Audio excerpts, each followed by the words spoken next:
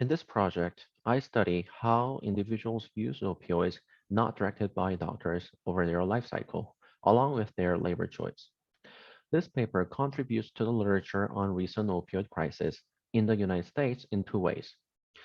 First, this project measures how much people substitute prescription opioids with illicit opioids through a model of opioid choice after the introduction of state-level limits on prescribing opioids.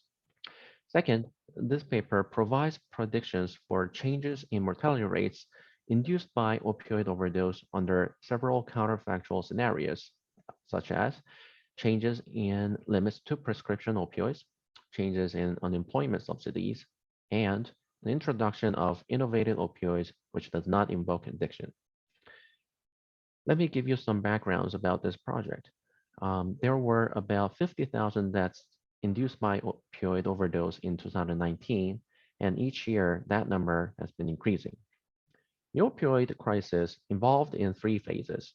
The first phase, from 1996 to 2009, began with Purdue Pharma's first release of OxyContin. The second phase, from 2010 to 2012, is marked by an increase of heroin use after reformulation of OxyContin to hinder opioid misuse. Last phase, which is the period I'm studying, is highlighted by synthetic opioids, mostly fentanyl, imported from overseas. There were various policies implemented to decrease mortality rate from opioids, but none of them have been successful in curbing this trend. One of new policies recently is state level limits to opioid prescription. In 2016, Massachusetts became the first state to put limits on prescribing opioids. As of now, there are 38 states implementing similar laws. However, as the figure suggests, the overall mortality rate from opioid overdose has not decreased. While the mortality rate by prescription opioids has been stagnant, that by synthetic opioids, again, mostly fentanyl, has increased far more. This suggests that policies targeting official channels to opioids may be ineffective already due to abundant illicit opioids out there. Rather, we need to see why people begin and or continue using opioids and develop policies based on that understanding. For this purpose, I develop a model for opioid misuse over a life cycle, along with labor supply, accounting for the fact that opioid is an addictive good. So for the model, I developed a dynamic discrete choice model of opioid use and work decisions over the life cycle. The choice variables are the Cartesian product of choice on opioid use and work for now. The state variables are age, health, past choice on opioids, state laws on prescribing opioids, and street prices for opioids whose choice-specific transition follows Markovian process. The model is simply solved by backwards induction. Once the model is solved and the structural parameters of the model are estimated, I conduct the following counterfactual analysis based on health policy, economic policy, and medical innovation. The health policy is changes in state level limits to prescription opioids.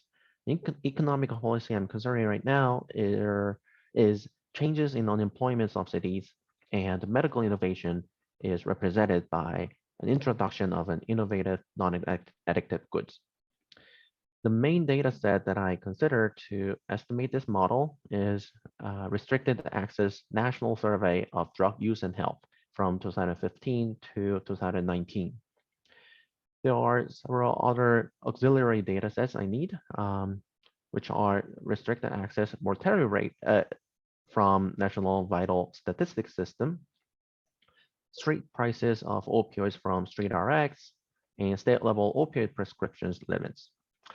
Currently, all data are collected except for the restricted mortality data. I'm currently using the publicly available ones in order to simulate the model. The data patterns on the relationship between the mortality rate and state level policy changes will be presented by the difference in differences approach. The model will be estimated by the conditional choice probabilities estimator with finite dependence. Um, After estimating model, I can compute which subgroups are more susceptible to opioid misuse and than others. And this approach can explain why certain policies could be more effective than some other policies. In conclusion, this paper adds to the literature on opioid crisis by explaining life cycle factors that lead to opioid misuse and providing insights to effective policies to curb drug misuse and thus the mortality rate due to drug misuse.